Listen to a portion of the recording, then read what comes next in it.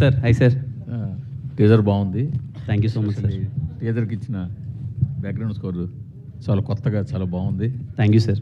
సరిగమ లాంటి బ్యానర్ నుంచి వస్తున్నప్పుడు మ్యూజిక్ మీద ఖచ్చితంగా అదృష్టి ఉంటుంది సార్. సో అది టీజర్లో ఖచ్చితంగా అనిపించింది, చాలా బాగుంది. Thank you sir. బట్ ఇప్పటివరకు మీరు చాలా ఫీల్ గుడ్ సినిమాలు తీశారు. అందులో కొన్ని సక్సెస్లు ఉన్నాయి, ఫెయిల్యూర్స్ ఉన్నాయి, that is common sir. But ఇటీవల మీరు ఒక మంచి హిట్ కొట్టారు కా సినిమాతోటి సార్. ఒక డిఫరెంట్ థ్రిల్లర్ జానర్లో. మళ్ళీ అంటే అదే జానర్లో వెళ్ళాలని నేను చెప్పట్లేదు, కానీ సార్ మళ్ళీ మీ ఫీల్ గుడ్ లవ్ స్టోరీలోకే వచ్చినట్టు కనిపిస్తుంది. ఇది ఏమైనా కొత్తగా ఉండబోతుందా లేకపోతే ఎలా ఉంటుంది అంటున్నారు? లేదు సార్, చాలా కొత్తగా ఉంటుంది. మీరు టీజర్ చూస్తే మీకు ఏదైతే ఫీల్ కలిగిందో ఖచ్చితంగా అదే త్రూ అవుట్ ద మూవీ ఉంటుంది సార్. అంటే ఈ సినిమా కంప్లీట్లీ ఒక ఇంటెన్స్, ఒక క్యారెక్టర్ బేస్డ్ ఫిలిం, ఒక క్యారెక్టర్ నమ్మే దాని మీద వెళ్తుంది. ఇంకా కా తర్వాత అంటే ఇది అన్ని సినిమాలు చేయాలి, అన్ని జోనర్ కైండ్ ఆఫ్ ఫిలిమ్స్ చేయాలి. అలాగే దిల్రుబా అనే ప్రయత్నం కూడా ఖచ్చితంగా మీ అందరికీ చాలా బాగా నచ్చుతుంది అనుకుంటాను సార్. ఎందుకంటే వైబ్ ఆఫ్ ద ఫిలిం చాలా కొత్తగా ఉంటుంది. విజువల్స్ కావచ్చు, మ్యూజిక్ కావచ్చు, చెప్పిన పాయింట్ కూడా చాలా కొత్త పాయింట్ కాబట్టి ఖచ్చితంగా బాగుంటుంది అనుకుంటున్నాను sir. Thank you sir. Kiran గారు, నా కెరియర్ బెస్ట్ ఆల్బమ్ ఇది అని చెప్పారు. అండ్ ఈ సినిమా కాకంటే ముందు సినిమా ఇది. సో ఈ సినిమా మ్యూజిక్ చూసాకే శామ్సియస్కి ఇవ్వడం జరిగిందా? సో సాంగ్స్ కానీ బీజిఎం కానీ ఎలా ఉండబోతున్నాయి? అంటే శామ్ సార్ ఫస్ట్ దిల్రుబాకి సాంగ్స్ ఇచ్చారండి. నేను సాంగ్స్ వినగానే was mesmerised.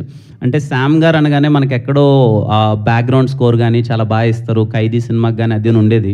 First time Sam sir songs అన్నీ విన్న తర్వాత నాకు ఏంటి ఇంత బాగా ఇచ్చారేంటి శామ్ గారు సాంగ్స్ అనుకున్నాను. అంటే తనకు కూడా అదే ఫీలింగ్, నేను లవ్ సాంగ్స్ చాలా బాగా ఇస్తాను, అలాంటి సినిమాలు చేయలేదు కాబట్టి అలా అనిపిస్తుందని. దిల్రుబా సాంగ్స్ వినగానే ఫుల్ ఎగ్జైట్ అయిపోయాను, నాకు పిచ్చి పిచ్చిగా నచ్చేసాయి సాంగ్స్. అది చూసి నేను ఇమ్మీడియట్గా కా కూడా సారే చేయాలి అని చెప్పి, సార్ నాకు కా కూడా మీరే చేయాలి సార్ అని చెప్పి కా ఇవ్వడం జరిగింది bro. And I'm sure Sam sir best work చూస్తారు. And he also so excited. Songs already మేము విన్నాము.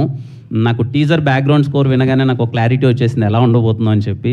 నేను మీలానే బ్యాక్గ్రౌండ్ స్కోర్కి excited. Thank you. Kiran garu, it's sir ఇక్కడ జస్ట్ సార్. Hi sir. నేను Venkat NTV sir. Sir hi sir. కా దీపావళికి వచ్చిన కాని ఇంకా ప్రేక్షకులు మర్చిపోలేదు.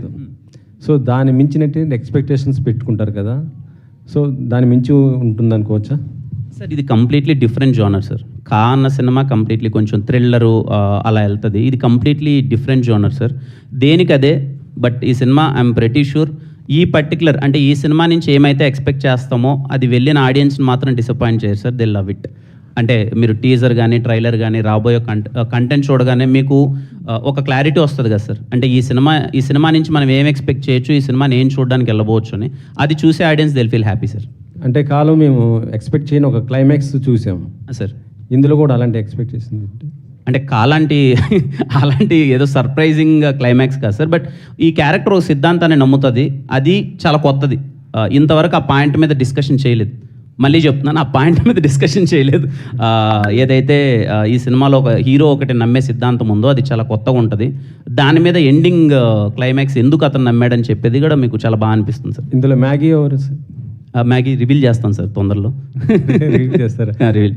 మీరు మ్యారీడ్, సినిమాను వ్యాలంటైన్స్ డేకి రిలీజ్ చేస్తున్నారు, ఏంటి అర్థం కాలేదు సార్? మ్యారేజ్ మీరు మ్యారీడ్, అవును, సినిమానేమో బ్యాచులర్కి సంబంధించిన వ్యాలంటైన్స్ డేకి రిలీజ్ చేస్తా అంటున్నారు. అంటే మ్యారీడ్ అయిపోతే మాత్రం ఇంకా యవ్వనం అలాగే ఉంది సార్. నేను యూతే సార్, నేను మళ్ళీ ఇంకా నేను అయ్యో సార్ నేను ఇంకో 10-15 సంవత్సరాలు లవ్ సినిమాలు చేస్తాను సార్.